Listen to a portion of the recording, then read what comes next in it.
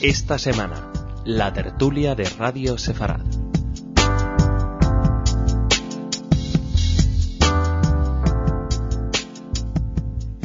Shalom, bienvenidos a esta semana, la tertulia de Radio Sefarad, una semana marcada probablemente por el paso de la antorcha olímpica por varias ciudades, y han ido floreciendo a su paso gente que no estaba tan de acuerdo con ella, manifestaciones en contra, el tema de las Olimpiadas, China, Tíbet. Todo ello se ha podido oír hablar esta semana. En España también, por fin ya el presidente ha sido elegido en segunda votación como presidente. Y otro tema, en Israel hemos podido asistir a un simulacro de defensa pasiva, el simulacro más grande hecho jamás en la historia, simulacro que se realizaba después del informe Vinograd, que como saben analizaba los problemas que tuvieron lugar durante el enfrentamiento contra Hezbollah en verano del 2006. Pero lejos de todas esas actividades políticas y militares, hay otro lugar al que no solemos mirar, y hoy en la radio queríamos mirar, y es al mundo de la cultura y el judaísmo. Esta semana también, aquí en Madrid, hemos podido asistir al Festival de Teatro Rumano. Dentro de ese festival hubo dos representaciones, dos obras de teatro del teatro judío de Bucarest. Una de las obras, Juego de Reyes, de Pavel Kohut, con una gran crítica, y otra obra, un musical sobre una obra de Sholem Aleichem.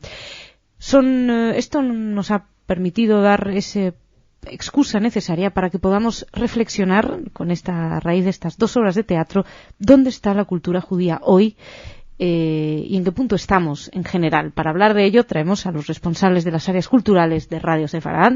Por un lado, Ana Bolovich, encargada de cultura. Ana, ¿cómo estás? Bien, Masha, ¿qué tal? Bien, hoy no te pregunto qué noticias me traes. No, hoy te voy a preguntar qué opinas de las noticias en el fondo. Exacto. Y por otro lado, al editor y director del área musical de Radio Sefarad, Jorge Rosenblum. Jorge, ¿cómo estás? Hola, ¿qué tal? Bien. Bueno, pues ahora que os tengo, empiezo con una pregunta muy sencilla. Y es, en vuestra opinión, ¿hay algo que caracterice la cultura judía como tal? Tiempo la pregunta. Esta es una pregunta con trampa. Absolutamente, no lo habíamos preparado. Mira, no sé. Te voy a responder. Lo voy a llevar a mi campo, lo voy a llevar al campo de la música, porque esa pregunta se la han hecho muchos. ¿Qué es la música judía? Entonces hubo un musicólogo muy importante del siglo XIX en Alemania, se llamaba Kurt Sachs, y él se preocupó, porque tenía que escribir un libro, de definir, y dijo que la música judía era la música compuesta por judíos, para los judíos, y ya está. ¿Tiene que reunir las dos características? Entonces, o puede ser una o la otra?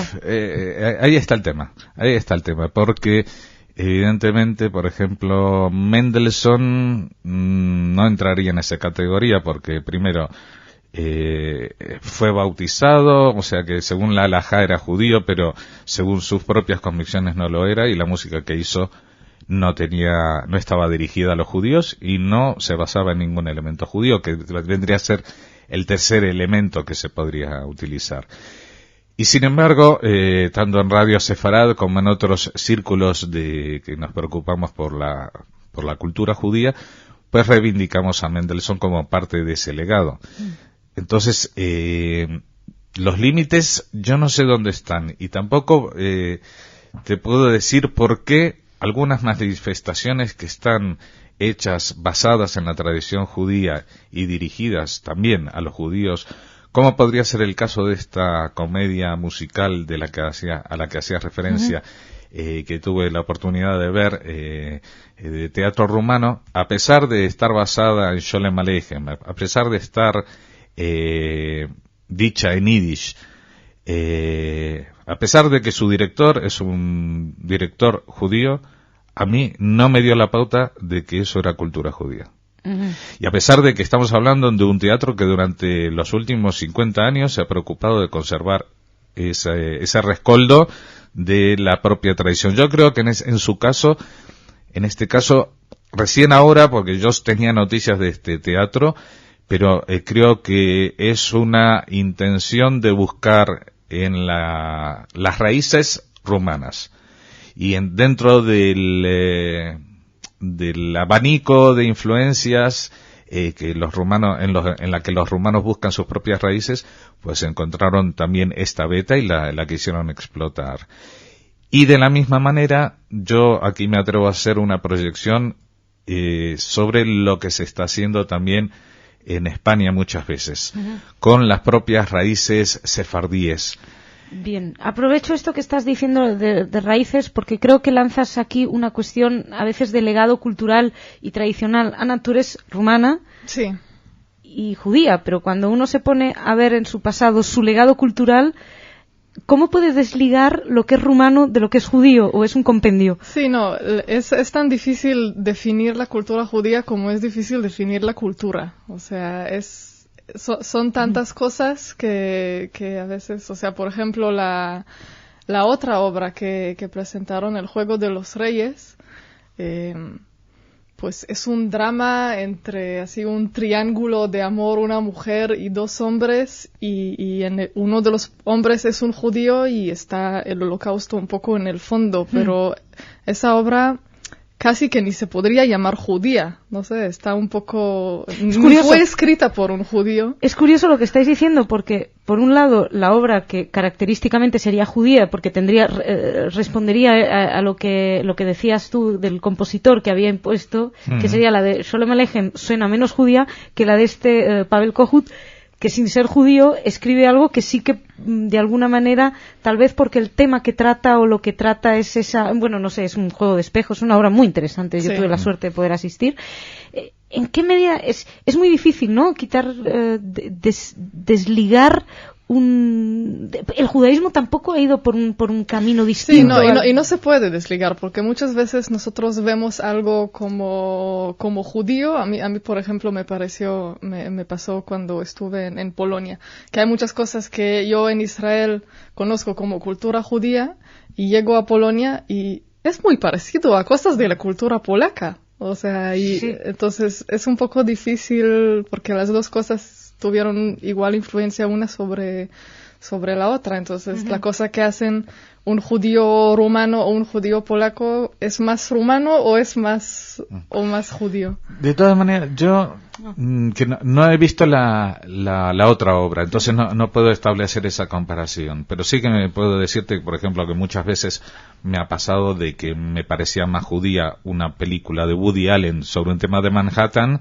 que una película israelí tratando el conflicto palestino, que de pronto la podía haber hecho un hindú sobre el conflicto con Pakistán. Eso es porque yo creo que yo voy a sacar aquí un elemento que me va a ser muy difícil definirlo, pero que es el patos, el tema de un cierto pellizco o duende en la emotividad que no es nada fácil de definir, que es un poco también lo que pasa con el flamenco. Digamos, tú vas a escuchar a un cantador flamenco y puede ser excelente cantador, y es muy difícil que alguien que conozca el tema le den gato por liebre. O sea que, aunque cante muy bien, uno de ellos tiene el duende y otro no lo tiene. No sé si me puedo llegar a explicar, me parece que no. No, tener el judaísmo vendría a ser tener ese duende o no tenerlo, quiero decir, no. Sí, exacto, transmitir una cierta emotividad que tiene una complejidad que es agridulce, o sea que no es una emotividad compleja, no es una situación de alegría o de tristeza, sino que siempre una está incluida en la otra. O sea, los momentos alegres siempre tienen un pellizco de tristeza, los momentos tristes siempre tienen una luz al final del túnel.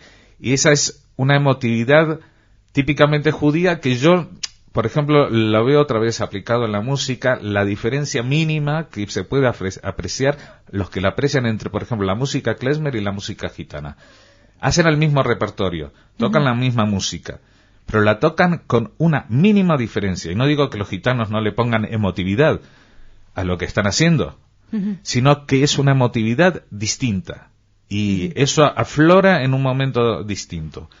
y con una intensidad diferente. Igual, por ejemplo, en el caso de la música gitana es más exterior, más hacia afuera, y en el caso de la música klezmer, esa misma emotividad, ese kvetch, ese pellizco, va más dirigido hacia adentro. En vuestra opinión, el sentido del humor sería esencial. Cuando hablo de sentido del humor no me refiero que todo sea cómico, pero esto que estaba comentando Jorge, que incluso en lo más dramático hay un poco de esperanza. Yo creo que hay un sentido del humor también hacia sí mismo, ¿no? Hay también una especie de autoderrisión. Sí, eso es muy típico judío, la capacidad de la autoburla, o sea, de reírse de uno mismo. Eso es algo que creo que hasta está estudiado ya. Yo he visto libros sobre este tema que analizan cómo los judíos tienen esta capacidad que no se ve mucho en otras culturas, el humor Y a propósito de eso, la misma característica del humor es lo mismo que yo te digo, porque los chistes que más hacen reír a los judíos y que los demás se quedan un poco parados diciendo, bueno, ¿y cuál es la gracia?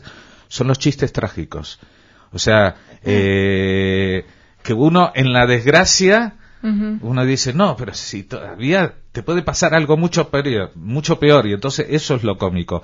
O cuando uno está eufórico, te dice, no, esto no va a ser así, o sea, lo vas a pagar.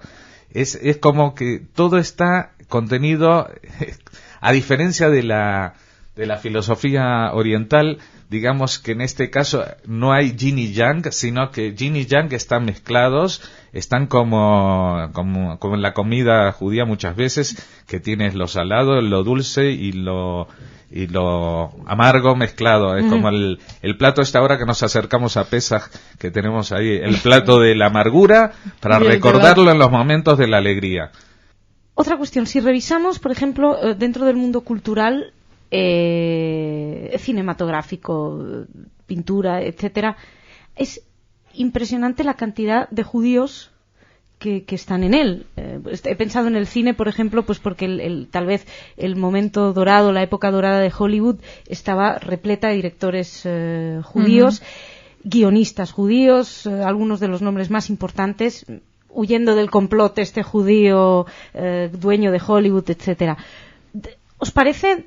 ¿Hay algo en la tradición judía, en la educación judía, que haga que sus miembros tengan mayor tendencia al mundo artístico?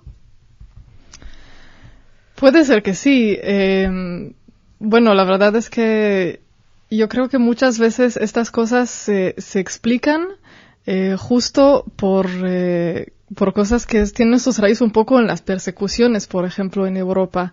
Que como el judío muchas veces en muchos países tenía muchas cosas prohibidas, el no poder ser dueño de tierras y cosas así, tenía que buscar la vida en otras cosas más urbanas, y ahí está más expuesto a cultura y puede estar atraído más a este mundo. ¿Sería dentro de todo, en vuestra opinión, recurrir al arte es una manera de huir del perseguidor? Igual que al humor del que hablábamos antes. O huir del perseguidor o acercarse. Mira, no te olvides de una cosa, que para los judíos, tanto ashkenazíes como sefardíes o de cualquiera, una de las primeras premisas, y por eso también se nos ha tildado del pueblo del libro, es que los niños desde muy temprana edad son formados y son alfabetizados. Y aunque sean muy ortodoxos y solamente reciban la educación en unos pocos libros, eso les sirve de base para que cuando quieran ampliar sus miras, pues ya saben leer, saben un idioma y están formados en la indagación filosófica. En toda yeshiva, incluso donde digamos no tienen casi ningún contacto con el mundo cosmopolita moderno, pero la base del estudio son las discusiones y los debates que se enfrentan dos niños, que el profesor le dije, tú vas a defender esta postura y tú la otra. Y entonces cada uno tiene que ir acordándose qué dijo este rabino en defensa de esta postura o aquel otro, etcétera. Y eso hace una formación intelectual importante. Esta información intelectual yo creo que luego se puede traducir en utilizar esa herramienta del cerebro para solucionar muchos problemas. Y esto creo que se ha dado, como te digo, tanto en la cultura ashkenazí de Europa como en la sefaradí en el norte de África o en los países árabes, donde siempre los judíos han educado a sus hijos así. Algunos han luego derivado esta actitud en un cálculo matemático y han sido muy buenos comerciantes, o interpretando el lenguaje de los gestos en el bazar para sacar buenos precios. Otros lo han canalizado hacia el mundo de las letras, según en qué sociedades. También en la sociedad sefaradita, por ejemplo, pues en la Edad Media, en aquella época dorada del Califato de Córdoba, en que se abrió, se permitió a los judíos cierto progreso social, pues una de las primeras actividades a las que se dedicaron fue al arte, en ese caso unida a la ciencia, porque en esa época todavía estaba todo muy conjugado, y entonces tenemos los nombres de estos cartógrafos que después Colón utilizó sus mapas, como los Cresques, o los grandes poetas como Ibn Gibirol, etcétera, etcétera. Yo agregaría algo sobre lo que dijiste de la lectura. Me hizo pensar en los idiomas. O sea, pienso en alguien, por ejemplo, como mi padre, que nació en Rumania en los años 30, y en la escuela, aparte de tener que saber rumano, aprendió Yiddish de su familia, aprendió hebreo en la escuela así judía, estuvo en Heder y todas estas cosas. Yo creo que al saber muchos idiomas, que me imagino que también los sefaradíes, que viven en un país árabe, pero también hablan ladino. La escuela de traductores de Toledo se fundó con los judíos, porque eran judíos que venían de la zona de dominancia árabe, y ellos fueron los que tradujeron todos estos textos en árabe al español de la época, al romance. Y han desempeñado ese es un oficio muy judío en todas las sociedades medievales y de la edad moderna de traductores. No, y además yo creo que al saber muchos idiomas conoces más culturas que la de tu país, y abre tu mente, y eso te puede también hacer más creativo, entender más debates y entender otras estructuras mentales, porque no solamente saber traducir una palabra por otra palabra, sino el hecho de que, por ejemplo, sabemos que en alemán cómo se construyen las palabras es muy distinto de que en español, por ejemplo. De pronto puedes decir tú una frase y al final decir no, y entonces es la negación de todo lo anterior. Pues la capacidad de moldearse, adaptarse a las distintas situaciones idiomáticas, la capacidad de amoldarse a las distintas situaciones vitales, que eso también ha sido una característica muy judía, esto de siempre estar preparado con las maletas preparadas porque la cosa puede surgir. Y también eso es en alguna de estas novelas, la familia Maimónides, no sé si sabes, se dedicaban al comercio de piedras preciosas, entre otras cosas, porque sabían que iba a durar poco, y entonces era un material que se podían llevar consigo rápidamente en una bolsita y salir pitando. Pues era este tipo de historias, o por ejemplo hoy en día pues la capacidad intelectual, la creatividad artística, pues te la puedes llevar a Hollywood, o quedarte en Buenos Aires, o ir a Madrid. Es como la única inversión que el judío sabía que se invertía en capacidad intelectual y capacidad interior, no se la pueden quitar. No le pueden quitar. Exacto, porque porque si tenías tierras te las iban a quitar. Ya estaba más que visto que hubo momentos en que tuvieron tierras, se las quitaban. Las casas, las posesiones, todo lo que sea material y que no fuera muy portátil, lo que no pudieras cargar contigo mismo, pues difícilmente te lo podrías llevar. Y yo creo que esa es la cultura judía, una cultura muy portátil en ese sentido. Es curioso esto que habláis de esta cultura portátil, de capacidad de amoldamiento, ¿no? De amoldarse a cada circunstancia. De alguna manera es como si, es terrible lo que voy a decir, pero gran parte de lo mucho que le debe el judaísmo a su propia grandeza sería también lo que debe a las persecuciones. No, es terrible, ¿no? Bueno, sí, pero es que las persecuciones se han moldeado, digamos que la palabra yo creo que es la plasticidad, la plasticidad de la capacidad de esa de adaptarse. Y por eso es tan difícil, por ejemplo, discriminar ¿cuál es la música judía rumana y la música rumana? Claro, ¿Cuál es el teatro checo no judío y el teatro checo sí judío? Porque los judíos así donde estuvieron supuestamente se amoldaron. Algunos con intenciones antisemitas ven en eso, en esta capacidad camaleónica, una falta de identidad.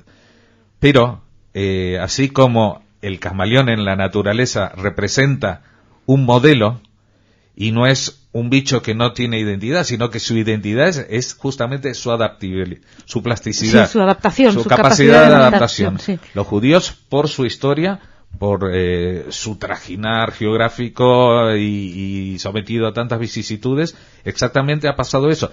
Y en los sitios donde los judíos han transcurrido mucho tiempo, han perdido o se les ha anquilosado esta capacidad. Yeah. Y la han perdido, y eso ha sido un problema para ellos. Por ejemplo, te voy a citar el tema de los judíos en Alemania. Los judíos en Alemania, que durante el siglo XVIII-XIX se emanciparon, se adaptaron, perdieron señas de identidad como el yiddish, se integraron tanto en la sociedad, luego no tenían casi capacidad de actuar como judíos ni como alemanes fuera de su entorno natural, y tuvieron muchos más problemas de adaptación a nuevos entornos que los judíos provenientes de otros países de Europa, como de Chequia o de Bohemia o lo que sea. Sí, los que ellos ya tenían siguieron el siendo pogrom yeques en su ADN diario, ¿no? Bueno, en su ADN, en su agenda diaria. Pero que los judíos de Chequia también sufrieron el nazismo, igual o peor que ellos, pero los judíos checos o de Hungría o de Rumanía se supieron adaptar a la situación mejor que los otros que han tenido este trauma durante 70 años, han seguido siendo yeques y con la mentalidad muchas veces de esta misma formación que ellos sienten que les ha traicionado, pero que no pueden escapar de ella. Sí, bueno, eran alemanes, precisamente. No, y por eso hay mucha gente que regresó a Alemania, que por ejemplo no conocemos mucha gente que regresó a Polonia después de... Los mataron los que regresaban, pero bueno, sí. Y no, algunos que regresaron a Alemania, y si les preguntas, pero ¿cómo puedes regresar a la tierra de la gente que mató a tu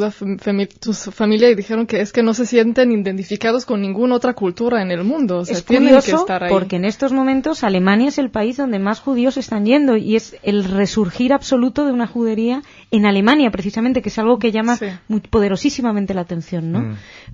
Tal vez por esto que digáis, es también extraño. Estoy pensando, empezabas poniendo como ejemplo a Woody Allen, ¿no? De judío, que dices que sientes muchas veces que sus películas son más película de autor judío que otras, y la definición que acabáis de hacer es un poco de Zelig, ¿no? Este personaje judío. Zelig para mí es el judío por antonomasia. Es la quintesencia del judaísmo, sí. Sí, yo creo que es el personaje que lo dio como un caso psicológico, aunque no olvidemos que también el psicoanálisis es otro invento judío, porque es un personaje, en el caso de la película, que se adapta a toda la situación y es camaleónico, pero es una metáfora de la propia esencia del judaísmo.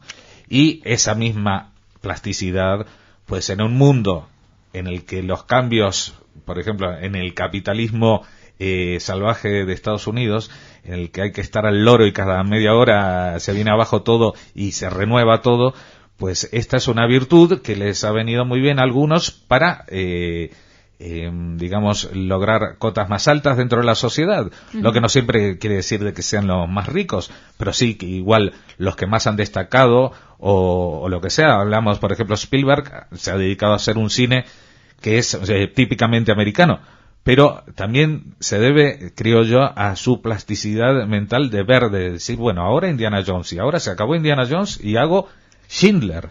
O sea, no hay muchos cineastas que vayan a cambiar de un estilo de una forma tan radical, teniendo al público en el bolsillo y decir, bueno, y ahora voy a ir por ahí porque yo creo que la situación tira por ahí. Tiene desde un duel que es casi de arte y ensayo hasta un...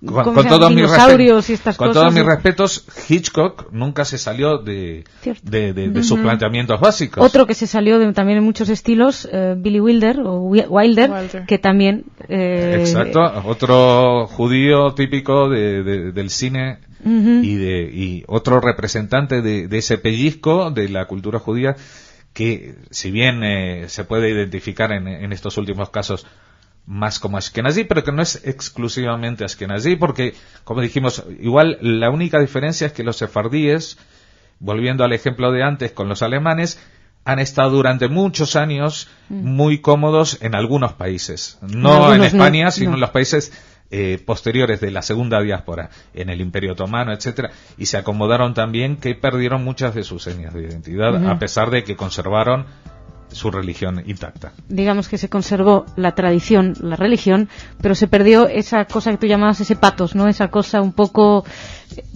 del errante, ¿no? Que hace que a veces a lo mejor tengas que pues cobijarte en el arte, cobijarte en lo que decíamos, que lo único que te puedes llevar son tus propias capacidades. Chicos, gracias por ayudarme a una tertulia, desde luego distinta, por lo menos camaleónica en esta semana. Y con esta imagen de Tzelik nos despedimos. Jorge, Ana, gracias. Nosotros seguimos todos en Radio Sefarad. Señoras, señores, muchas gracias por su atención. Shabbat Shalom y hasta la semana que viene.